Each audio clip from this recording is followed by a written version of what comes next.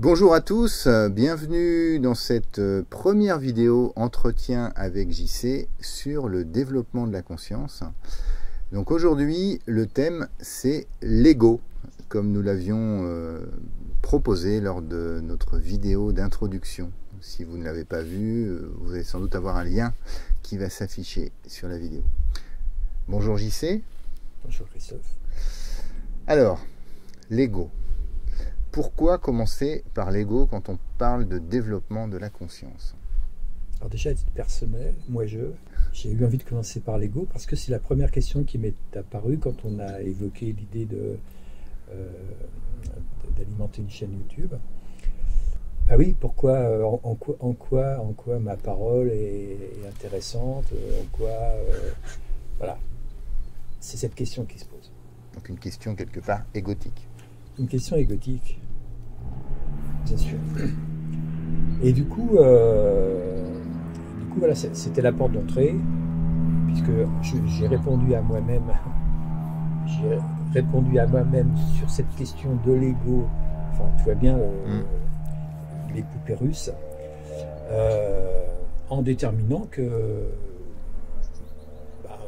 ma parole avait autant de valeur que n'importe quelle parole. Voilà. Du coup, c'est pas l'idée de se mettre en avant, c'est l'idée de s'exprimer tout simplement et puis répondre à une envie qui est de participer à la marche du monde, d'agir sur le monde voilà, peut-être de proposer des solutions, un chemin que moi-même j'ai parcouru et qui m'a donné satisfaction, et du coup, pourquoi pas partager ça. Voilà, pourquoi l'ego. Après, qu'est-ce que c'est que l'ego? C'est la question qu'on pourrait se poser. L'ego, c'est nous dans son entièreté, avec peut-être plus l'idée de la personnalité, c'est-à-dire le caractère. C'est ça que les gens entendent quand on parle d'ego.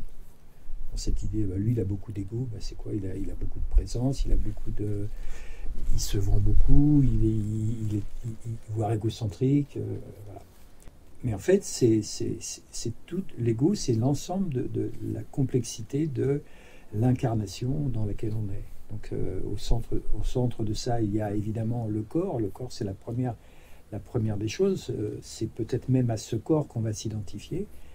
Le corps et ce qui meut le corps, l'énergie. Donc, en arrière-plan, on a évidemment le corps éthérique, le corps énergétique qui participe à la bonne marche de ce corps dans ce monde.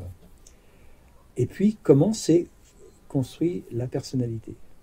Et donc, l'incarnation se fait où? Elle se fait dans une lignée déjà existante. On arrive au monde, on a déjà une histoire. Et on va s'incarner dans cette histoire. Cette histoire, elle va nous impacter énormément, puisque déjà sur un plan génétique, on va être conditionné par cette génétique. Et ensuite vient l'éducation et l'adaptation à la civilisation dans laquelle on est, donc dans le moment présent. Donc il y a des choses du passé qui sont réactivées par notre incarnation et des choses qui sont au présent. L'éducation parentale. Donc l'éducation parentale, elle est faite de la propre éducation de nos parents par leurs parents, mais aussi de la mode éducative du moment.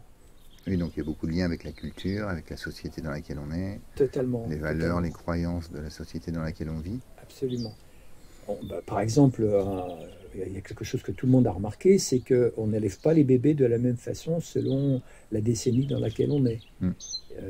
Il y a des époques où il faut coucher les bébés sur le ventre. L'époque d'après, surtout pas, il faut les mettre sur le côté. Puis vient une troisième époque où il faut les mettre sur le dos. Et puis voilà, on n'en finit plus d'avoir raison en fait. Et donc on est fait de tout ça, on est fait de toutes ces influences, de tous ces conditionnements.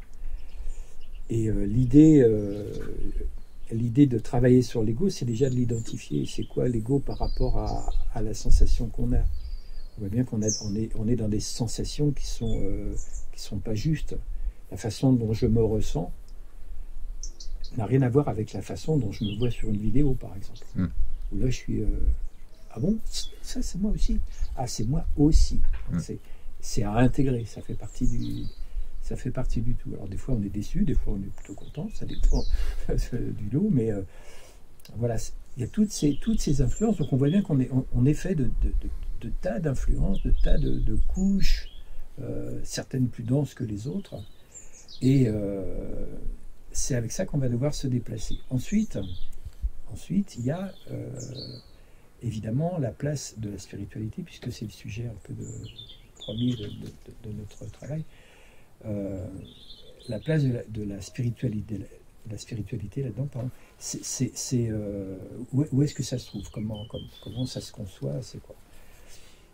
Alors moi je considère que notre part spirituelle, c'est la part qui s'incarne. Donc on pourrait appeler ça l'âme. Allez, mettons-nous d'accord, on va appeler ça l'âme, même si c'est un peu connoté religieusement. Cette âme s'incarne et avec un projet qui lui est propre. C'est pas le même pour tout le monde, même si probablement il y aurait quelque chose de commun dans tout ça.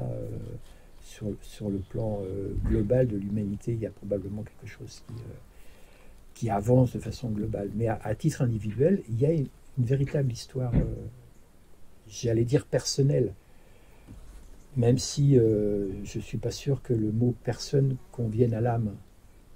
La personne, c'est plutôt le véhicule qu'on va employer au moment de l'incarnation. Et donc, l'idée, ça va être de donner de plus en plus de place à cette âme, de plus en plus la parole, parce que c'est la question du sens qui est posée. On voit bien que dans le monde où on est, on voit bien que c'est un monde qui va un peu dans tous les sens et qui va même à sa perte selon certains, parce qu'on ne peut pas donner de crédit, et la preuve est ce qui nous entoure, à la matérialité. Donc peut-être, pour faire un petit résumé aussi pour les personnes qui nous regardent, qui nous écoutent, parce qu'on est sur des concepts qui ne sont pas toujours simples ni à expliquer ni à comprendre. D'un côté, donc, on a le corps. Oui. L'ego, c'est vraiment plus toute notre construction mentale autour de qui on est, notre histoire, notre ADN en tant qu'espèce humaine, nos vécus, nos expériences, mais aussi ceux de nos ancêtres, notre culture, nos valeurs, nos croyances. Et l'âme, c'est la partie qui vient s'incarner dans notre corps avec déjà notre structure mentale, et qui est un petit peu comme cette lumière qui brille en nous. Oui, j'espère que ça brille en nous. On peut dire que l'âme, elle a pas de... autant l'ego peut avoir des intentions au sens mental, psychologique, l'âme, elle vient juste donner une sorte d'essence. Oui, et là on voit tout de suite les limites qu'on a au niveau syntaxe, parce que on parle de l'âme qui est immatérielle avec des mots qui sont liés à la matérialité. Oui. Et donc c'est vraiment complètement difficile de parler de quelque chose qu'on peut ressentir, par contre, sentir, ressentir, expérimenter avec le cœur. Quand on parle de ressentir avec le cœur, la majorité des gens entendent ce qu'on veut dire, parce qu'ils en ont fait l'expérience. Tout le monde a un cœur. Tout le monde a eu des émotions, a ressenti. Tout le monde a envie d'amour, tout le monde a envie d'être aimé. Non, peut-être pas tout le monde. J'en connais, non. C'est complexe comme concept. Alors, on voulait donc focaliser cette première vidéo sur l'ego, au sens où, comme tu l'as présenté tout à l'heure, c'est notre construction. Faire la dissociation, même si on y en reviendra sans doute au fur et à mesure des vidéos, la dissociation entre l'ego et l'âme. Et aussi, quand on a préparé ces entretiens, il y avait chez toi cette envie de se réconcilier avec l'ego. C'est-à-dire qu'effectivement, l'ego, d'un côté, on va parler d'égocentrisme, de personnes égotiques, donc c'est une connotation très négative. Et d'un autre côté, puisqu'on parlait de spiritualité tout à l'heure, lorsqu'on est dans une démarche spirituelle, souvent l'ego est mal vu. L'ego associé au mental, on pourra peut-être aussi regarder la petite distinction s'il y en a une entre le mental et l'ego, est vu comme le mal absolu, quoi. Donc tu avais à cœur aussi justement de remettre un peu, de redorer un peu le blason de Lego. Oui, parce qu'on on est d'abord ça, on est constitué de ça. C'est vraiment notre chair. Voilà. Je ne suis pas persuadé qu'on puisse avancer, en tout cas pas facilement, ou alors en se déconnectant totalement avec, en pratiquant par exemple un yoga intégral, un yoga extrêmement profond de méditation qui nous permettent d'échapper quasiment totalement à notre ego. Mais c'est quand même réservé pour une très petite minorité de gens. Or, aujourd'hui, tout le monde a besoin de sens. C'est primordial dans ce qui nous attend un petit peu, quoi. On a vraiment besoin de retrouver du sens à notre existence. Et cet ego, on va d'abord s'en servir comme d'un outil. Parce que le premier travail qu'on va demander, c'est d'observer son ego. La question, qui suis-je? La métaphore Aïkido me plaît bien dans ce sens-là, c'est-à-dire qu'en Aïkido, je rappelle que c'est un art martial, on va dire, un petit peu différent, qui a un peu une place différente dans les arts martiaux, parce que en ce sens, il n'y a pas de compétition. Et donc, en ce sens-là, on est dans l'air du temps. Il y a quelque chose à creuser autour de cette non-compétition. Et donc, l'aïkido, c'est un sport de combat, mais c'est d'abord un sport de défense. C'est pas un sport d'attaque, c'est pas un sport agressif. Et bien, dans cet aïkido, on a besoin d'une agressivité en face de soi pour apprendre à se débarrasser de cette agressivité. Et donc, on va avoir besoin d'un partenaire qui va tenir le rôle d'adversaire. Et on va être hooké, c'est le nom qui est donné par ce rôle-là qui est joué. Et on va être hooké à tour de rôle pour pratiquer l'attaque et la défense. Eh bien, c'est un peu la même chose avec l'ego. L'ego, c'est hooké, c'est notre partenaire et en même temps notre adversaire. Notre adversaire dans le sens où, je ne sais pour quelle raison, il y a sûrement une raison extrêmement importante à la base, cet ego nous fait croire qu'il est nous. C'est-à-dire que nous identifions à notre ego. Je suis ci, je suis ça, je suis intelligent, je suis fort, je suis chef, je suis puissant. Voilà. Ou je suis nul aussi. Ou je suis nul, dans la blessure d'ego, bien sûr. Et ça, c'est une illusion totale. L'ego, c'est un outil. C'est un outil de déplacement, un outil d'action, un outil de compréhension. Voilà. Et le travail qu'on va devoir faire, c'est de se dissocier de cet ego pour le regarder fonctionner. Et du coup, identifier les épisodes égotiques, les épisodes égocentriques, voilà, parce que on est tout le temps tous attrapés par ça, parce que c'est notre environnement. Notre environnement, il est comme ça. Dans la société, qui détient le pompon, ben, c'est le chef de la société. En dessous, c'est les sous-chefs, en dessous, c'est les sous-sous-chefs, etc. Il y a cette hiérarchie sociale qui repose sur une sorte de compétences, chance. Voilà, les critères sont multiples, mais en tout cas, ils ne sont pas justes. Et c'est là qu'on va dire qu'on est en face de personnes qui ont un ego développé, justement. Alors développé parce qu'ils l'ont travaillé, voilà. Parce que c'est devenu leur outil de progression sociale. Il n'y a qu'à voir tous ces stages même de développement personnel. Le mot développement personnel, pour moi, il est un peu ambigu parce que on risque fort de développer de l'ego. Moi, je préférerais l'idée de développement du soi. Donc, quand tu dis développement du soi, donc justement peut-être pour clarifier, pour toi, le soi, quelle définition tu donnerais du soi? Alors, le soi, c'est Jung qui nous a apporté ça. Le soi, c'est justement c'est la part de l'âme.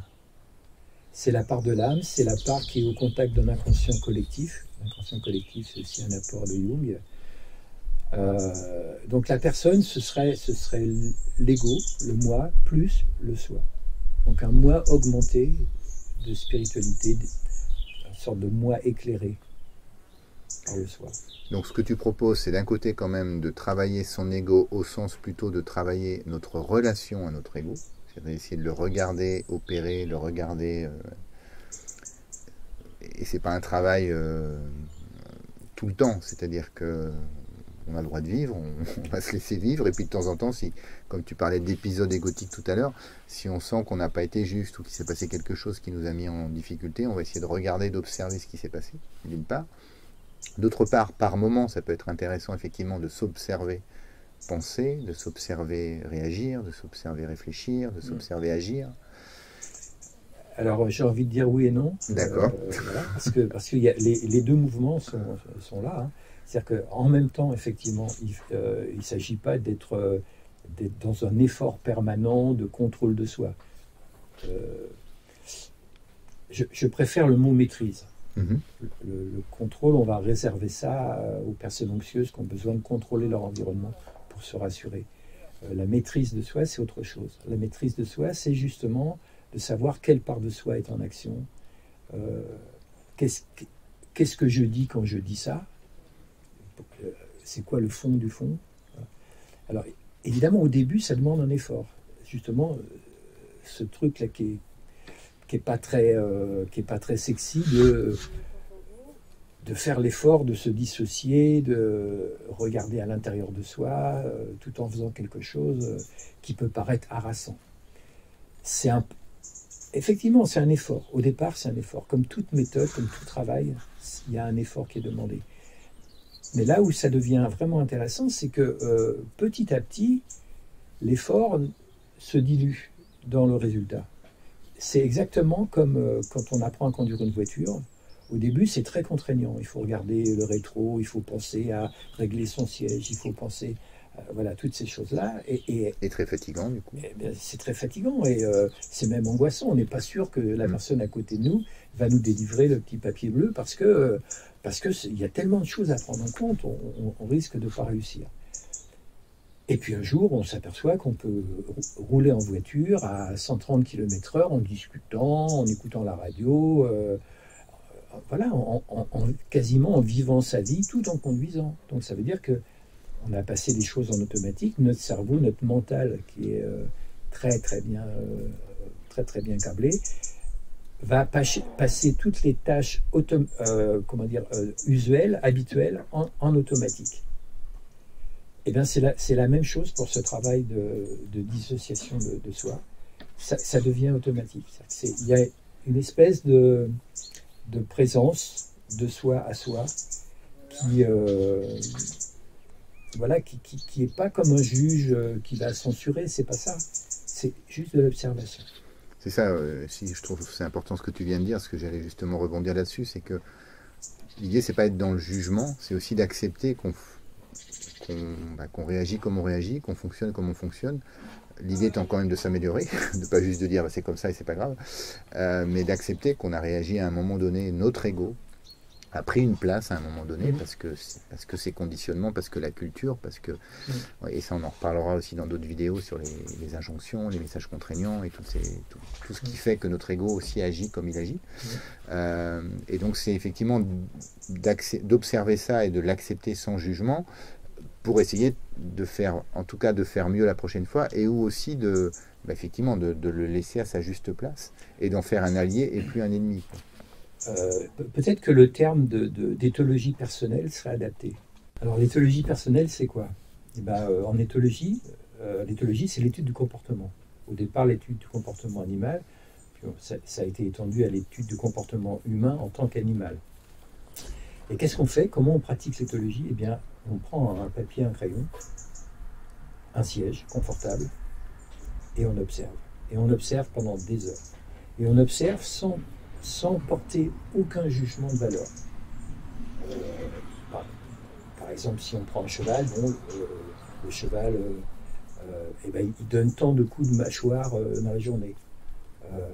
dès qu'il voit un trou dans un continuum de clôture ou de haie, eh bien, il s'y engouffre automatiquement. Ok, on va noter ça. Sans aucun jugement de valeur. C'est ça l'observation. C'est cette observation-là que je propose. Quand on observe l'ego, il faut que ce soit absolument sans jugement. Voire même peut-être avec un petit sourire bienveillant. Ah ouais, tiens, je suis capable de faire ça, moi. Ah d'accord, ok, je note, je fais ça. Voilà. Ou je pense ça, ou j'ai telle émotion à tel moment. Ah, ok. Juste ça. Et petit à petit, cette somme d'observations amène à une globalité qui va être comprise, ressentie. C'est exactement ce que je propose pour le travail sur l'ego. Donc à la fois pour l'apprivoiser, pour en faire son allié.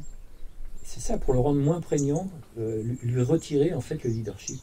Et pour laisser du coup plus de place à l'âme, à la spiritualité et à notre connexion, parce que c'est aussi ça qu'il y a derrière le propos de ces entretiens, hein, c'est essayer de développer notre conscience pour être plus en lien avec tout ce qui nous entoure. Et on pourrait dire que l'ego, d'une certaine manière, peut aussi nous empêcher d'être en lien. Ben, il nous sépare. Il nous sépare, puisque en plus il y a l'idée de compétition. Donc dans la compétition, on n'est pas ensemble, on est contre. Alors tu me diras, quand on est contre, on est tout contre aussi. Mais ça fait un espèce de maelstrom qui nous éloigne de notre essence, en fait. Et on pourrait même, alors, bon, je me suis risqué dans notre échange il y a quelques jours à cette comparaison. Enfin, c'est pas une comparaison, mais le fait qu'on se rend compte finalement qu'aujourd'hui, les personnes qui prennent le moins soin de notre environnement, de la planète, de la nature, ou qui comprennent pas, ou qui continuent à exploiter la planète comme si de rien n'était, ont souvent un ego assez puissant. Ah oui, bien sûr, c'est ce qui les a amenés là où ils sont, en fait. Hein. C'est leur véhicule de course.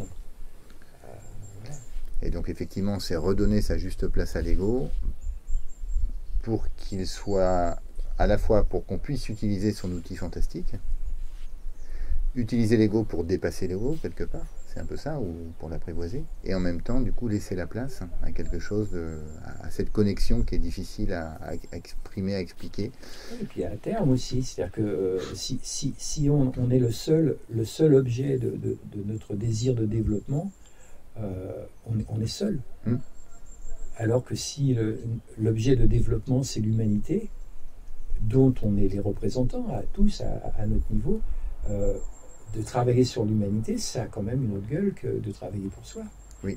Et à terme, le résultat, il y a un retour, parce que si on travaille pour l'humanité et que cette humanité, on la rend heureuse, forcément que les gens dans cette humanité vont être des gens heureux. C'est comme ça que ça marche. Quand on est une bande d'amis et qu'on ne se pose pas la question, on est une bande d'amis, on est juste heureux d'être là. On n'a pas envie d'être le chef des amis. C'est ça le bonheur. Donc nous espérons que cette première vidéo autour du thème de l'ego vous aura éclairé. Sans doute, ou peut-être avez-vous des questions, n'hésitez pas à les poser en commentaire. Et puis, pareil, si vous avez des remarques ou une vision différente des choses, des ajustements à proposer ou d'autres liens à nous proposer, on est tout à fait preneur avec Jean-Claude. Hein, c'est vraiment l'objectif de ces entretiens, c'est de partager ensemble autour du développement de la conscience pour nous aider tous à être plus en lien. Quelque chose à ajouter, JC? Non, sinon c'est qu'on se revoit. Ok, et ben à très bientôt alors. À très bientôt. Merci et à très bientôt.